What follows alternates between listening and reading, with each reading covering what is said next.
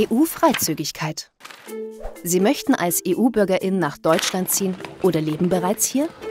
In diesem Video erfahren Sie, welche Rechte für Aufenthalt und Sozialleistungen Sie dafür in Anspruch nehmen können.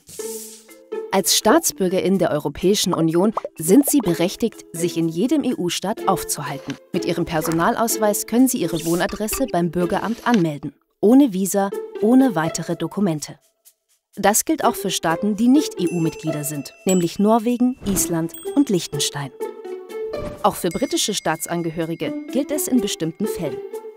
Die Regeln für den Aufenthalt und die Sozialleistungen sind im EU-Freizügigkeitsgesetz und in den Sozialgesetzbüchern festgelegt. Für Deutschland gibt es dafür folgende Möglichkeiten. Möglichkeit 1. EU-BürgerInnen können sich nach der Einreise 3 Monate in Deutschland aufhalten. Anspruch auf Sozialleistungen gibt es in den meisten Fällen nicht. Möglichkeit 2. Sie haben für 6 Monate das Recht auf Aufenthalt, um in dieser Zeit Arbeit zu suchen. Danach kann von Ihnen verlangt werden, dass die Arbeitssuche nachgewiesen wird, zum Beispiel durch Bewerbungsschreiben oder Bewerbungsgespräche. Hier besteht ebenfalls kein Anspruch auf Sozialleistungen. Möglichkeit 3. Wer in Deutschland arbeitet, hat ein Recht auf Aufenthalt, auch mit einer Teilzeitstelle oder einem Minijob. Wenn dabei das Einkommen unter der Grenze von Sozialleistungen liegt, besteht Anspruch auf ergänzende Leistungen vom Jobcenter. Wer die Arbeit ungewollt verloren hat, durch Kündigung, eine Erkrankung oder durch das Auslaufen eines befristeten Vertrags, behält für eine bestimmte Zeit dieses Aufenthaltsrecht. War die Arbeitszeit weniger als 1 Jahr, besteht der Anspruch auf Sozialleistungen für 6 Monate.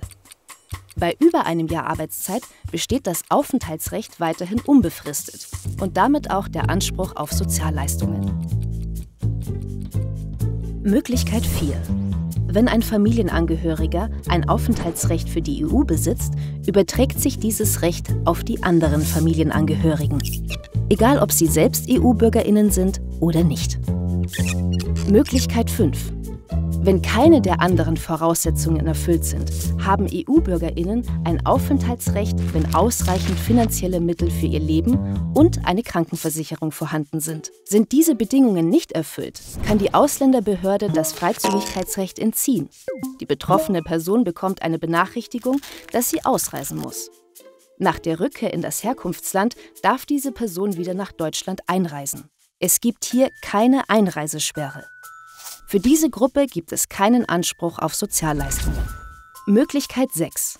Wer schon 5 Jahre lang in Deutschland lebt und über die gesamte Zeit ein Aufenthaltsrecht hatte, bekommt automatisch ein Recht zum Daueraufenthalt.